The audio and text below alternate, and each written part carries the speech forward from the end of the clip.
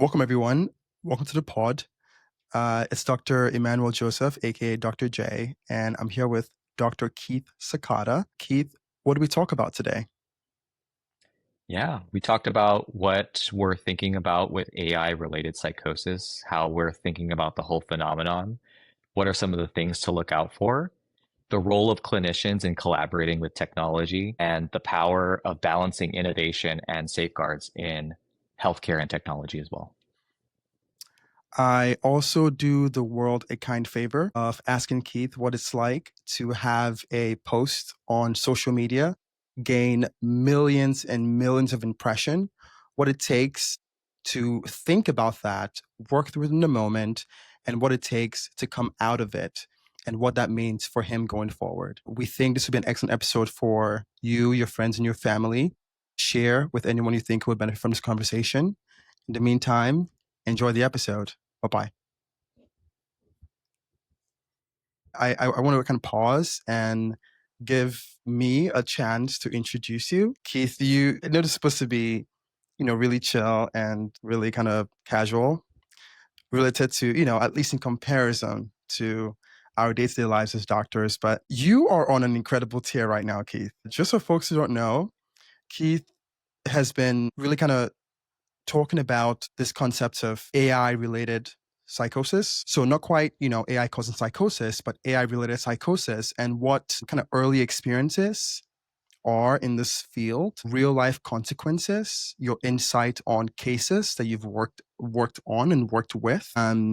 And kind of like bringing up these questions that are on our minds and trying to formulate thoughts or at least provide a platform where we all can discuss. Now, your handle on Twitter is Keith Sakata MD, is correct?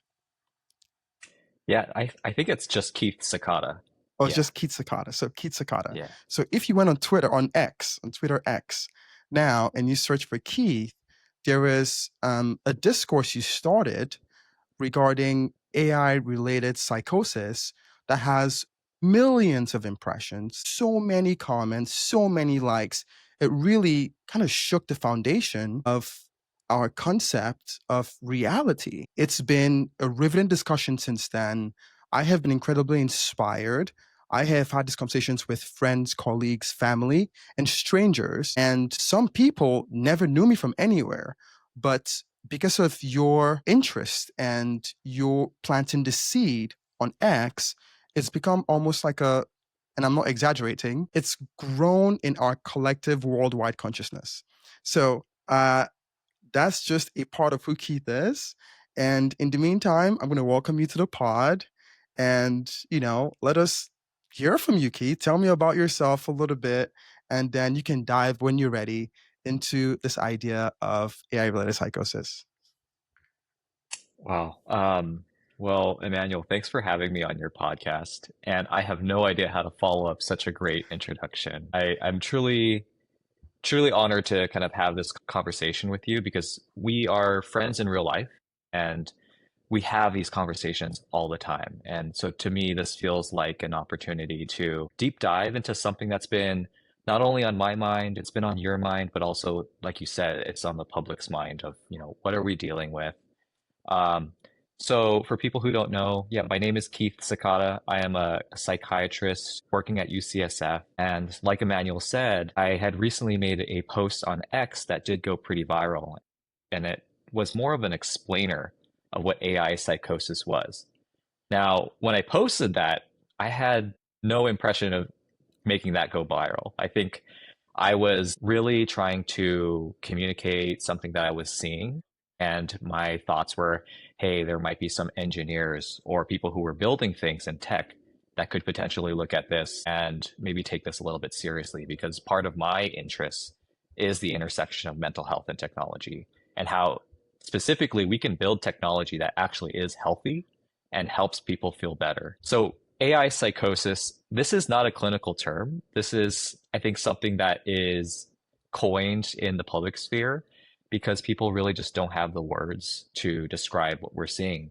But Emmanuel, you and I, we see psychosis all the time when we're taking care of people either in the clinic or in the hospital. And what I think surprises a lot of people is that anyone could have psychosis. If Emmanuel or I did not sleep for 3 days, we probably would both have psychosis. It's a symptom, not necessarily a diagnosis. So lots of different things can cause it. You can have an infection. You could have a underlying mental health vulnerability that causes a predisposition to psychosis. You could have a very stressful series of events that um, make you feel like you're in a crisis, and you can have psychosis just when all of the vulnerabilities overlay. And what we're seeing now is that AI looks like it might be playing a role in either how fast the psychosis develops or how severe it does develop over time. Thank you so much, Keith. That was excellent. And that is a wonderful start to this conversation. I think you're right. I think most people who use AI, experience AI, or experience the world as it is right now with AI in it have at least thought of, if not seen or experienced themselves, they've at least thought of a world where reality starts to blur for people. And like you said, in our profession as psychiatrists, we see that every day, right? It's termed psychosis, and there are different flavors to it. But something you did incredibly well just now was underpin or was kind of express some of the underpinnings of psychosis, what can cause it. And now we're in this new world where AI is thrown into the mix, but there hasn't really been a real interrogation of what that means for not just the criteria for diagnosis psychosis or what psychosis means given this kind of this new rich environment, but how does it play into some of those underpinnings, right? How does it relate? How does it kind of communicate with all the other factors you mentioned? Lack of sleep, substance use, things like that. And the beautiful thing about the conversation you said on Twitter or X, you have to pardon me, I am so kind of stuck in my old ways here. But the beautiful thing about what you started on X is people are having this realization like, oh my goodness, this thing is real. It's been here since the dawn of man, but now we have a new lens to look through. We have a new lens to evaluate, to understand, to learn, right? To protect, to serve people who may have other underpinnings of what we call psychosis and help provide the structure and the support they might need to thrive in this new world, right? Because I think we're on the same page here where we do we enjoy the benefits that AI bring, you and myself. I mean, and like you said earlier, we're friends in real life. We talk about this. We do enjoy that. I think something else we really enjoy as well is finding ways to understand our new reality and support people who may need help so they can Mhm. also thrive in this new reality. So you mentioned something that I want you to touch on a little bit.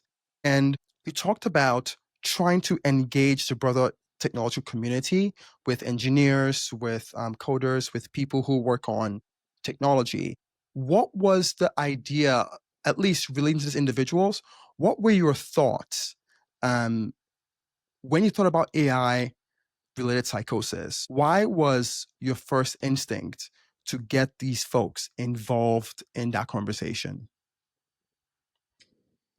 Such a good question. And I think that where my mind always goes is to not repeat the mistakes that have been in the past. And I think that with anything that is new and unknown, what provides me solace and perhaps some insights into how we can navigate forward is looking back at history, seeing how we've reacted in the past to new technologies. Like, how do we get it right?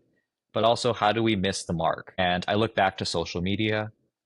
I look back to how the cell phones came out when they first came out and how they were used, how television impacted, even going as far back as how people were disrupted in their day to day in the industrial revolution with like the introduction of the spinning jenny. Like, I think like it's so fascinating to be able to look back in history and see how we as society react to these technologies and how we adapt to them.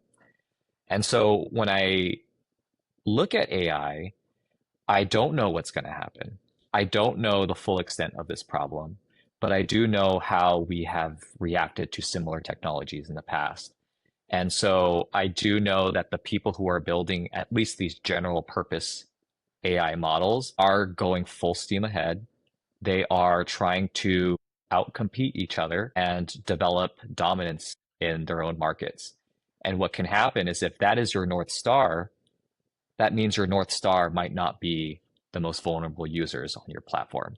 And if they're not included into your KPIs or your key performance indicators of what it means to build a good product, they could end up being left behind and neglected. And that's when you have a situation, not unlike social media, where we see increasing rates of anxiety and depression for specific groups of people. So that was where my mind was when I thought of, hey, I think people really need to have this type of conversation. I something I'm hearing you say is you're looking at the past to try to help you build a better future. And Mhm. you understand that we cannot build in silos. Clinicians can't build in silos, right? Because we're the ones who are seeing these new flavors of risk, right?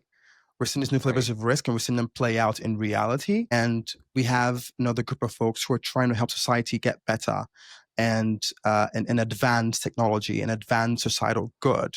But we're building in silo, right? And right. your your instinct to really kind of bring us together is so we can collectively look at all the factors affecting our collective reality so we can make Mhm. solutions that work for everybody. That's exactly And right. again, my friend, that is why you went viral all over the internet.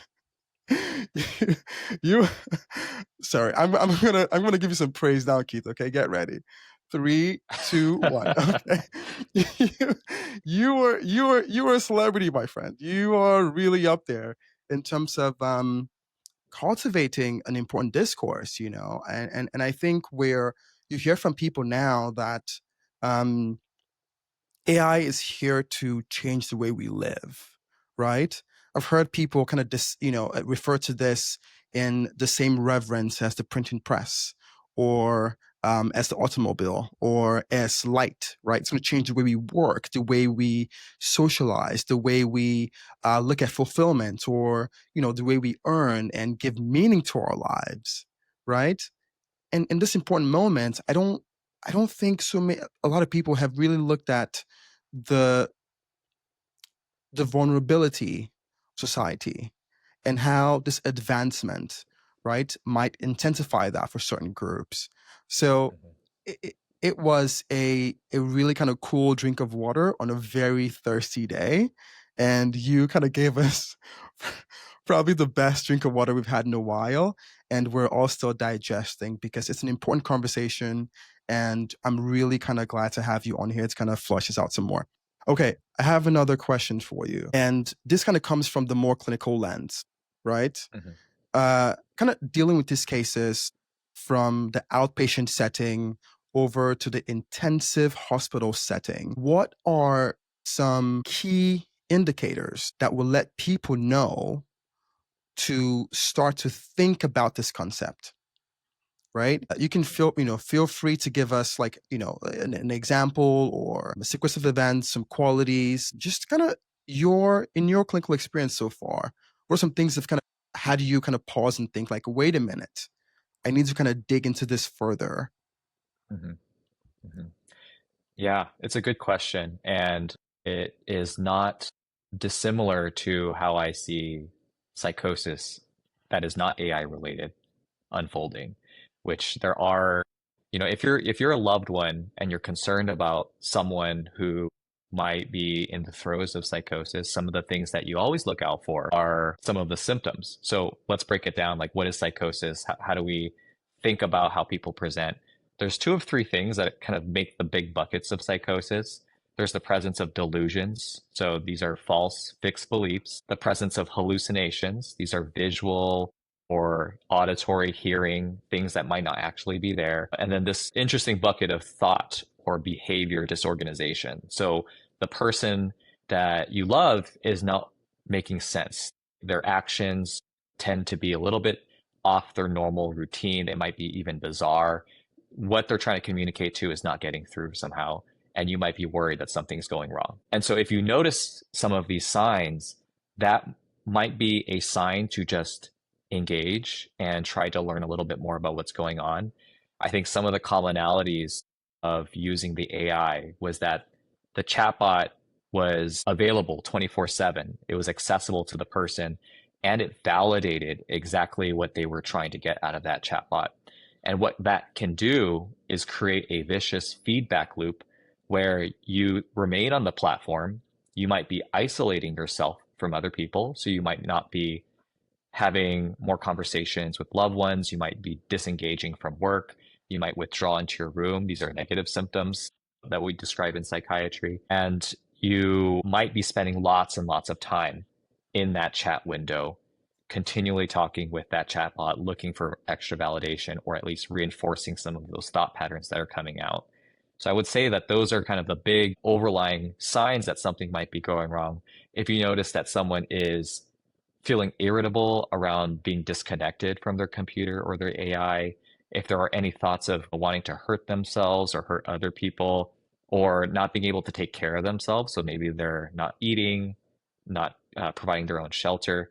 These are all worrisome signs that we on the mental health side look out for so that we can adequately help treat them and then get them back to feeling normal. That's an excellent kind of description there, because it's really cool how you can still use traditional diagnostic patterns Mhm. to track some of these reflections of AI related psychosis, right? The Right, good thing I'm hearing you say is we don't have to create brand new tools here, right? It's really about insight and monitoring, using what we have in a new way to work within this new reality we have, right? So right. we're not like kind of making all new things or all new rating scales. No. It's really Yeah, those symptoms of like, delusions or, hallucinations or, paranoia. It's really kind of tracking those kind of tried and true telltale signs of psychotic struggles, and you can kind of relate them, or at least usually kind of start to see where they're connected to someone's AI use or dependence, right? yeah, So that's something I'm hearing from you. I have an interesting question here, and I wonder your thoughts. And this has to do with the idea of AI hallucinations. When we first got the chatbot a few years ago, I think it was OpenAI's chatbot, and you would ask a question, and if the chatbot didn't know the answer, sometimes they would make up things that may sound correct and or may look correct, but just not be correct, just objectively wrong. I know an example for some of the academic minded folks was when you would have the AI chatbot, like when you ask a question and have it kind of scour the internet for works cited papers, so papers written by academics that's also been referred to by other academics. And in academia, stay with me here, in academia, that usually points towards some sort of legitimacy in that idea, in that thought, in that phenomenon, in that explanation. Is other academics are pointing to that and saying that paper is so rigorous, it's so good, the details ring true enough in our calculations that we are going to base some of our understanding of the world or of our field on that person's kind of thought process and their yeah, conclusions, right? So it's a really important tool for learning, right? For information propagation and for collective understanding and reality testing in science. So all this to say, when the AI made up citations or made up, references to data that it gave to you, that was a pretty big no-no in academia, right? Because it right, shifted the boundaries of our learning. The contract we all signed as researchers and clinicians was based on this foundation that was then moved haphazardly by the AI when they responded to us. Now, I don't want to blame this on the AI or the people who made this, because they did say, these, information that this chatbot provides they're not entirely vetted, at least at that time. And you shouldn't trust them 100%, right? Still confirm by looking things up yourself. But right. for people who either didn't know, know better or know about this dynamics, or they were too young or too or didn't understand this warnings, they believed those things and they had consequences in real life, right? Like you had people who had used the AI to write law or legal briefs in court, and there were all this kind of gaffes, live court cases, right? There were people who wrote entire papers, scientific papers, that were used to Mhm. change policy, and the citations were missing or they just didn't exist. So all of those things happened, and it all came down to AI hallucinations.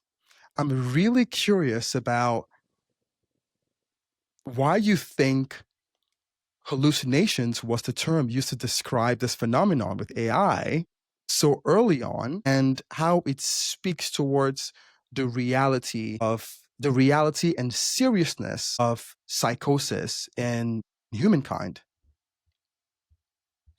That's a great question, man. I'm thinking about that term, and it's probably not an accurate term. Just like AI psychosis is probably not an accurate term right now to describe exactly what's going on. There might be many different pieces, sub processes that are occurring that people are all calling the same thing, like AI psychosis or hallucinations. If I were to go back, I would probably label it more as a delusion, which is the chatbot is giving you a false fixed belief of what it thinks is actually true. And Emmanuel, do you use AI pretty often in your work? No, okay, this is a great question, and it's great in many ways. I'll try to keep this brief. I should use it more than I do. I know it, everyone knows it, but I haven't found a consistent use for AI. I'm working on it, but I do use it Yeah, sometimes, but not enough. yeah, yeah. Same here. I'm always experimenting, trying to see like what sticks, what is effective, and where you can avoid situations like this from occurring. And what I've realized, and what I think a lot of people have realized, is that when you open a fresh chat, the first three prompts really great. It's really good at doing what it needs to do. At least on 2025 in August, it can answer your questions very succinctly. The next three, so. It's good. It still gets the job done. But as you continue that chat, you're building up that context window. The technical things that are happening behind the scenes is that you're building up tokens. That chat might start to lose memory about what you were saying at the very beginning of that conversation. It might not be able to effectively process what you're asking. So by the 15th request in the same chat, you might get something that is incomprehensible. And I think that plays a role in knowing how these chatbots are really good and how they're not so good with regards to these hallucinations that occur. The way that I look at AI now is that it's a pretty good intern. Like it is going to do exactly what you want it to do, at least in the first couple of prompts. And it really depends on how you tell that intern what it is you want. If you're not specific about what you want, that intern is not going to know how to get all that information. Now, that intern is new, so it might give you something it just made up, and it's still your job to fact check exactly what you're seeing. And we're talking about work right now. This is a completely different conversation from using AI as a mental, emotional tool or an emotional coping mechanism, which is where I think things get pretty gray.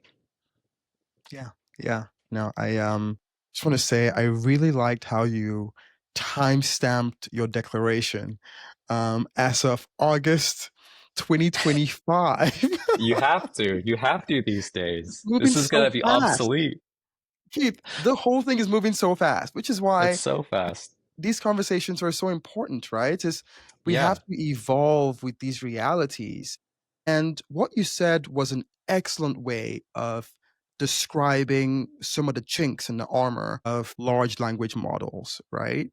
Is they are incredible tools. However, the foundation of their structure, at least as of August 2025, like Keith said, right? There's still some issues, or there's still some opportunities to make them better. How they remember, or how they kind of coalesce some of your background discussions and thoughts, right? If you go too Right. far into the future, they start to lose some of those prior contexts, some of those prior Right. discussions. So if you're someone who you're depending on these chatbots for really kind of deep, intense connections that's founded on, very personal and intimate shares way past in their history, right? You might be talking to them in the present as if they understand everything you've said over the past 2 months. But for some of those contexts, it's lost, right? They just Right. can synthesize that into what they tell you then. However, here comes our good friend AI hallucinations, right? They might speak to you like they do remember some of those things, but it might not be of the same quality, of the same tone, right? Or of the same insight into your life or situation that they had prior. But you don't know that, because the other issue here is you did an excellent job of describing some of the, how the string starts to thin over time with these conversations, but we don't know when they start to lose some context, right? We don't know when. So you just kind of going forward, hoping that they remember what you said and that they're synthesizing your information as you intended. But there are several points during that whole frame, during that whole window where things start to fall off the wagon, but you don't know where that is. Right. Right. And And you for a can lot of protect. people, and Oh, for a lot of go people for in it. the and for a lot of people in the world, right?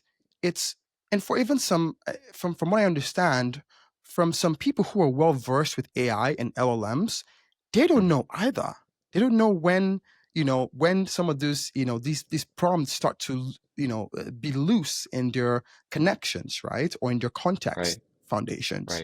Right. Now talk less of someone who is just kind of using this as a therapist, like at home, or trying to talk to it as a friend. They have a much lower chance of understanding some of the intricate details and the structure of these incredible machines. Yeah. So Yeah. amazing point there, Keith. Thanks, man. I two follow-up things there, which is that I think that one thing I wanted to point out, and this might be a little bit of a tangent, was what has been interesting to me is just how fascinated people are, because I think what we do in psychiatry is very much in like the shadow of society sometimes, and people can be afraid about some of the things that we talk about. People can have some really important questions that they want to ask, but they just haven't been exposed to some of the things that you and I see every day. And I think that lends to maybe why the term hallucinations even came from in the context of describing an LLM, where this term from AI psychosis comes from. It's because I think there is an interest in what is actually going on, but there hasn't really been a great bridge between mental health and meeting the curiosities of the public, meeting the curiosities of the engineers. And I really think that it's really on us to start to educate people, not authoritarian wise, but like meet them at their curiosity, help them answer some really important questions. Maybe we get some definitions right. And I think like, it plays a role in why that post went viral is because I really tried to just break it down into its, barest, simplest points of what was actually going on. And I think that resonated with people because it kind of turned a light bulb on and said, oh, this is how the brain works. This is how psychosis works. And I have also noticed, people around my community experiencing this thing. It's just a little less scary, no less concerning, but a little more approachable for people. The second point I'll make is that, yes, like I completely agree. We really need to understand when these things go right, when they go wrong. One thing that really scares me is the introduction of like really, really good voice models and then avatars that are coming out, because that in itself is like a mental health Turing test. You might start to forget that you're talking to a chatbot, and even below that, you might even forget like your context window is accumulating while you're having a conversation with a voice. I don't know if you spend 2 hours talking to that voice, will it remember what you talked about 2 hours ago? I have no idea. I guess that remains to be seen, but I worry that, people will be convinced that they're talking to something that remembers exactly what they said, and that's not always true. I get so much from talking with you, Keith. It's always it's a treat. It's a treat to chat with you. I agree with you 1,000%, 1,000%. And if that's so much of a compliment, we can cut that out. By the way, we don't have to keep it in the on the episode. All But right. it's I agree with you 1,000%.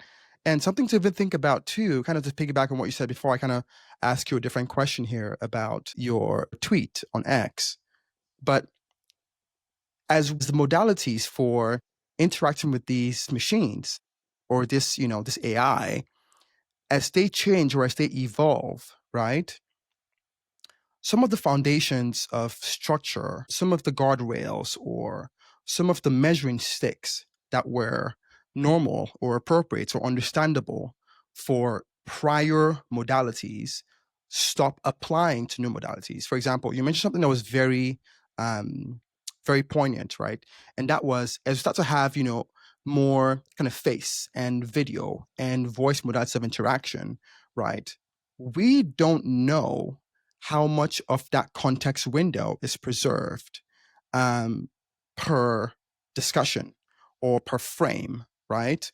If I were to do back of the napkin math as someone who speaks and also writes, I would say if you're typing out things or you're texting out things, it might take much longer to start to lose some of the context in that window, right? Let's say it Mhm. takes 3 days, for example, versus if I'm talking with you, it's just more words per minute, and the feedback is more immediate. There's less of a lag, and there is more of a kind of a human nature to engage with that voice and that face more frequently and for longer periods that you might not get to 3 days before you start to lose that context window. You might maybe get to 1 day just because out of the sheer volume of processing that's being done by these incredible AI. But no one really kind of talks about that.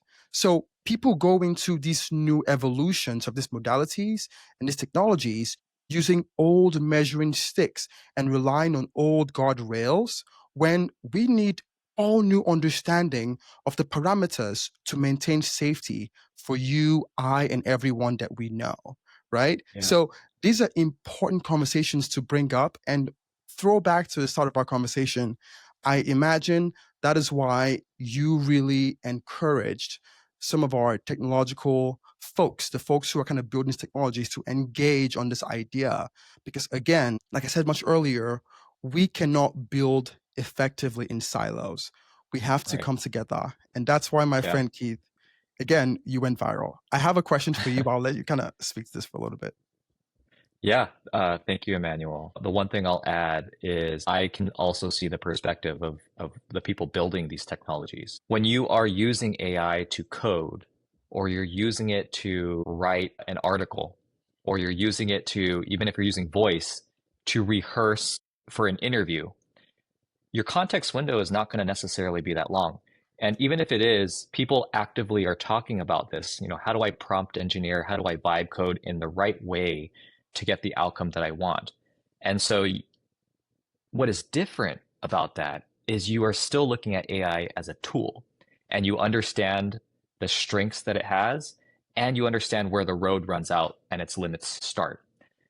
That is a completely different problem for people who are lonely and they have no one to talk to and they turn to the chatbot to engage it in that way. These products were not necessarily designed to accommodate for those things. Like, there is a long tail distribution of ways that things can go wrong when you're using a product in a way it wasn't intended to be used. And I think that there are many different ways to look at that problem and come up with solutions, but it really just starts at acknowledging that people are using it in this way. These are where things go off the rails. This is the limits of the technology for this use case. And we need to come together, people who know the outcomes of these failure modes and people who are building these tools need to come together to have a conversation of how to build something safe and effective for everybody. Yeah, yeah, I agree with you. I also think that by engaging everyone in thinking about the various users. Like you said, there's a 99. I mean, for the most part, like the vast, I want to make this point clearly. The vast majority of people who use AI are going to benefit from this tremendously, right? It's going Mhm. to be all gas, no brakes, just an incredible tool in their Yeah. toolbox for innovation and making the state of humanity much, much better than before they stepped on Earth. It's going to be incredible. And there will be a group of folks who already may be struggling or may have predispositions to struggle given the uncertainty and given the quick evolution of our reality, right? And something I'm hearing you say is as we build for everyone who's having an incredible time creating things we've only dreamed of for millennia. Maybe also taking some time to think about the other groups of people who may benefit from at least further discussion regarding uses, regarding types of use, regarding guardrails in the context that they apply to, that could possibly, even who knows, create a better product for everybody, right? Because something I see a lot in the discourse between tech and mental health or tech and health in general is we have to, pardon me borrowing from Meta or Facebook here, we have to move really quickly and break things. Otherwise, innovation doesn't happen at the speed that we need it to. I think that is something that isn't always applicable to every type of technology. There are certain types of technology where you can move quickly, right? And still find a way to make a product that more people can use and enjoy and grow and benefit from, right? It Mhm. doesn't have to be either or. That's something that Yeah. I'm hearing you say.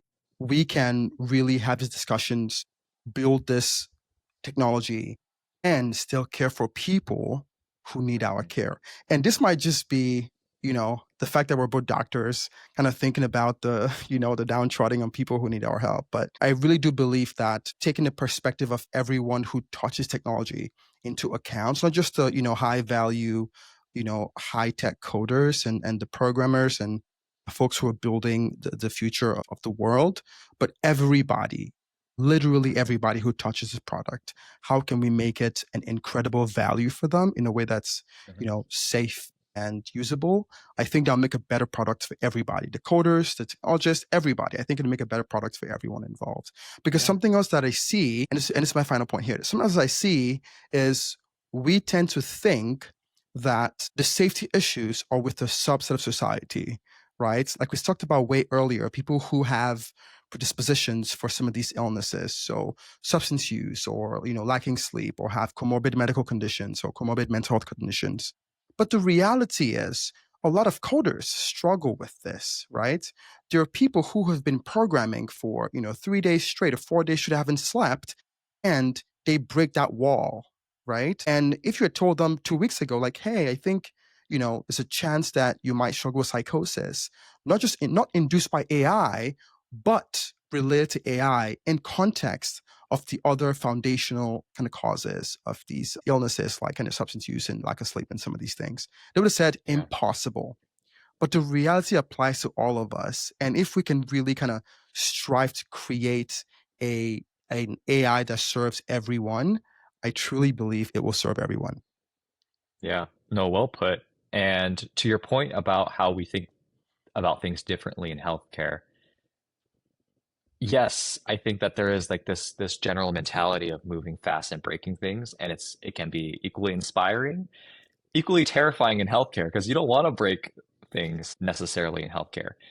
There needs to be a balance in health tech where things are loose enough for you to have innovation, but also rigid and with safeguards in place so that the consequences of innovation don't hurt the patients that we're taking care of.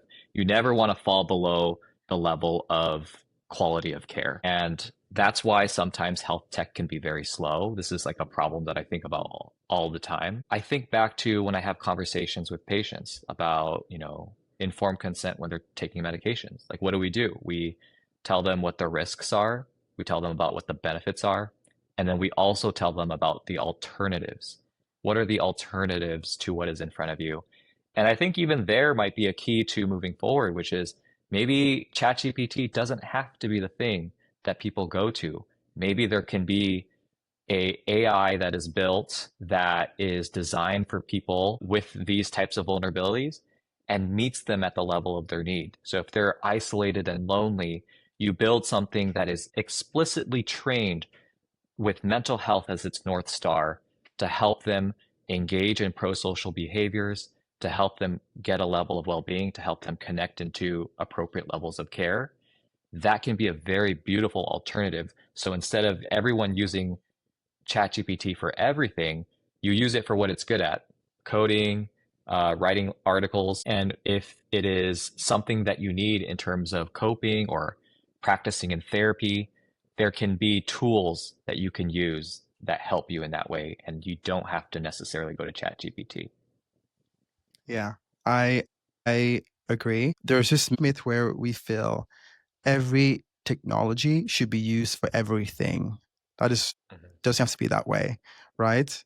We can use a technology primarily for one thing and pause as we make it safer for the other thing. So we can gradually kind of escalate our use as a society. And that's something that some of our peers on the tech field are starting to get familiar with as well is Yeah. how do you build a program that serves society when it's ready for various factions, especially when we have people who may be at a higher risk for harm than others, is how do we protect them even as we scale forth and we kind of build fast. So I have to ask a question. Just have to wrap up here. But and by the way, if you like this podcast episode, let us know, and we can put out a part two. These are discussions that are ongoing. They're fast evolving, and there are so many topics like this that require a concerted effort in developing discourse. And Keith has been incredibly inspiring to a lot of people in the way you approach breaking down information that we can all digest and that really honestly make us all more active and more inspired humans and healers. Something that we can keep doing. So let us know. Let us know. That's one. Number two, this is a lot less pressure here, but let's Subscribe. like, subscribe, and share with people who you think would like this channel or like this conversation. More to come. But Keith, I want you to walk us through the process of crafting this tweet. Are they Mhm. still called tweets on X? I always accidentally call them tweets. I think they're posts, but whatever they are something to spread information on. So, can you walk us through the process of kind of crafting this post, your Mhm. mindset when you thought about it, and you can give us the abridged version or with details, Yeah. whatever kind of suits you in this moment. But the process of thinking about this, kind of crafting that post, and your reaction to seeing the public's acceptance, digestion, and processing of this piece of Mhm. information you put onto the world. What was that like for you as a person, for you as a psychiatrist, and how has it informed the way you share information on X or on social media going Mhm. forward? Yeah. That's a great question. I think back on writing that post, that was actually not my first post on AI psychosis. That was my second one. And I think that it was about 2 weeks before there was a trending news story about someone pretty high in tech who was posting a lot of their chat logs with ChatGPT. And it just appeared that this person was having some sort of crisis. And there was just an immense public fascination about what might be going on. So I saw that as a cue of the public sphere's need for information, and I created a tweet. It did moderately well, and I tried to go more so into like what are the differences between schizophrenia and psychosis. But what I have learned over time from posting is that crafting a post on X is not unlike telling a story. Like you want to engage people with where they're at. So in your first opening, you want to touch on something they care about in a way that they can understand, and you help get the story narrative going. So you have like a climax and a resolution and a conclusion, and you want to teach people with language that they're familiar with. So I think that this is where like jargon and like clinical terminology can really get in the way of actively communicating with your community. But you also want to communicate with a depth of understanding that you don't want to mislead people. So there's a delicate balance in paring down to the simplest facts while also communicating what is the most important thing. And it's usually three things. So like if you have a lot to say, just make two posts. But if you can just pare down what you're trying to communicate into its simplest form, that usually does really well.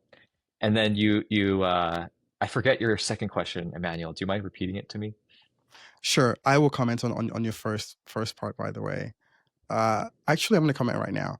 Okay, you heard it here, folks. The art of making a post that resonates on X. You heard it here first by our very own Keith. And that was fascinating. And it makes so much sense. As you want to bring the person along, whoever reads this, you want to make it as easy as possible for them to pick up what matters to them and then digest it from beginning to end. And you do that so well on X. And I'm really grateful that you're able to share it with us today. For folks who are in medicine and law, and various other important aspects of life, even folks in the crafts and things, sometimes we struggle to share information that people want to hear because it's hard for us to frame it in a way that it digests. So what you're saying is so important and it resonates with so many people, medicine, tech, and everything else. The second part of my question was, how has this reality, how people kind of engage with this post, whether this topic or this style, how has that affected the way you go about communicating on X or social media in general, as a physician, as a person? Oh yeah. The the day of and the few days after was very much a blur, man. I was very surprised of how much interest there was at first. And then quickly that surprise turned into a level of overwhelm because I was hearing it from everyone. So it wasn't just sunshines and rainbows in my inbox. There were a lot of people who did not see it that way, where I think people are already deeply suspicious of doctors sometimes. And so they might project onto your post or whatever it is you're saying. I think I had to learn how to kind of filter through that and really see the importance of communicating that information. Because at the same time, I received tons of messages from people who were saying, I think I'm experiencing this too, or I have a loved one who's experiencing this. I received tons of messages from not only reporters, but software engineers who wanted to learn more, people who are starting to build data sets behind what we're seeing epidemiologically. And then also just people who were kind of thankful that that information was being shared. So I did try to very much focus on like what is the net positive of engaging, even a place that you're maybe you feel uncomfortable. I think that on social media, doctors can feel a little bit out of their league because things move fast. We always want to like maintain this rigidity of clinical explanations for good reasons, but it can be a barrier to communication when you're talking with the public. So I think that there was a level of learning curve to understanding how to engage and really looking at what's the end goal here, which is to answer people's questions. Because if we're not having these conversations, then people are going to look elsewhere. Yeah, yeah. Um, that was an excellent kind of way to look at the full picture. I think something that happens a lot is you see, the whole cliche idea of the iceberg is you see the top and you see all the praise heaping on you for such a monumental discussion, or pioneer, or planting such a monumental seed that springs up to be a massive tree in all of our lives. But no one really kind of sees the complexities of people reaching out to you saying, I think I might be going through this. What do I do? Or someone in denial or someone who doesn't believe, medicine or your discussion or your explanation for whatever reason, whether fair or not. I'm not going to go into whether or not it's fair, but just people who have different opinions and perspectives from you, whether they're just trying to disprove your clinical knowledge or your evidence based on your training, or patients you've seen, reaching out to you in ways that are antagonistic, right, or ways that can cause you to react in really intense ways, with Right. threats or calling you a liar, just all of these things that go with being on a public stage. I think you did a really Yeah. good job of expressing that full picture, because I don't think this discussion would have been complete without highlighting that is you do give a good chunk of yourself. You put you When you put yourself out into the world, you don't just put yourself out into the world to people who think like you, who want to hear what you're saying. You put yourself Hmm. out into the world to everybody, and everybody Yeah. has an opportunity to, take a bite, whether or Yeah. not you like that, you have to find ways to deal with that. And the final thing I would say is how's this been, man? I mean, how's this whole thing been? We talk about this all the time. Some backstory: me and Keith are friends in real life, like good friends in real life, and we talk a Oh yeah. ton. And we've talked about a podcast episode for so long. And it happened Years. finally for years now. And it finally happened. And I feel the exact same way I feel when we like go out for dinner and talk. I feel the exact same way now. I feel light. I feel inspired. I feel smarter. Um, I feel calm. I feel very, very fulfilled. I'm curious how this conversation recorded, how it's felt for you. Any different? And if so, why might that be? That's a great question. I think that there is a little bit of difference, like knowing that you're being recorded is obviously like something new. But at the same time, like I think that what I appreciate about our conversations and what you have taught me is like this level of humble curiosity, Emmanuel, which is to sometimes in order to touch with a really hard problem, it requires you to engage in different lines of questioning or ideas that might be scary at first. And it really requires like this mindset of like being a scout rather than being a soldier. And I'm pulling on a book that I love called The Scout Mindset, which is that you're there to collect information, you're there to observe the terrain, and you're going to use that information to then uh, create a good plan or solution to the problem that you're seeing. And that's something you teach me all the time, which is to engage in hard places, really just observe and absorb what is happening in front of you, and being brave enough to be at the bleeding edge of something, because it is scary. Like, no one knows what's going on, but to take up that space as clinicians, I think is just so important. And we can actually add a lot of value to the people who are also in this space. So I've always appreciated our conversations. This feels very similar to our dinners. I'm a little bit more nervous because there is a camera involved, but it's been really fun. That's good. I agree 1,000%. And you said something earlier which resonated with me. It stayed in my mind since, which is finding ways to communicate in a way that doesn't jargonify and distract the conversation, right? Yeah. Hmm. Is And back to something we said way earlier is we can't we can't move real and effective change in silos. And I see our conversations as a beautiful mix of quality but digestible. These are Yeah. things we've thought about for entire careers, within training, out of training, life experiences, kind of being active in the technology space. We are kind of moving intentionally as we kind of observe and digest these things, and kind of come here and kind of talk about them in a way that is conversational, in a way that's easy to understand, hopefully, is something that I think will bring a lot of value to a lot of people. And I'm just really stoked that we finally got the camera on.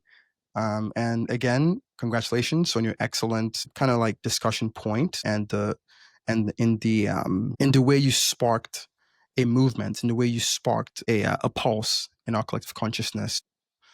Thank you so much, and we will start to wind down. So, any last words? Any final words, my friend? Look down, click a like, and subscribe to this amazing podcast, and we will do a part two in the future. Yes, yes, yes, we will. Yes, we will do a part in the future. And so click like and subscribe. I think this would be a home for discussions like this about things that matter to all of us using really, hopefully, high level clinical understanding and observations, but distilled in ways that we can all understand, right? I can understand, you can Yeah. understand. And please participate in discussion by dropping a comment or send someone who you care about, someone who you think will be fascinated or enjoy this discussion. In the meantime, Keith, I'll see you later, probably like tomorrow or something, or like 2 days from now Yeah, or that something. sounds about right. All right. Well, take care. Okay. See ya. Cheers.